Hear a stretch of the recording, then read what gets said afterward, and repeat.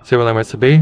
Di video ini saya akan menunjukkan di mana tangkapan layar kita disimpan di Android. Jadi mari kita mulai dengan membuat satu tangkapan layar.